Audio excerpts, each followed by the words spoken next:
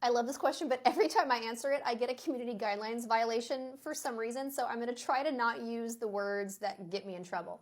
So if you're having a breast augmentation and you'd like your cleavage to be close, how do you get your cleavage close? What are you going to look like after? So in general, with an augmentation, your implant should be just right in the middle of your chest, and this thing in the middle of your chest should be right in the middle of the implant.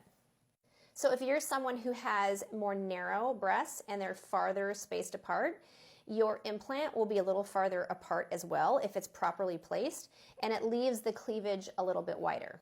Now, if you'd like it to be made more narrow, we can certainly move the implant this way, but remember, this part of your chest stays over here. And as you can see, that looks weird. It looks like it's looking off to the side. Same thing is true if things are really close and you want things moved out a little bit, then this part is going to be more medial and it looks like they're looking in at each other, which is weird as well. Because remember, this part of your chest is not moving. We can move the implant and it makes it look like it's in a different location. For the same reason, if the implant's placed too high, it makes this look like it's low. If it's placed too low, it makes this look like it's high. So the implant being in the proper location is really important.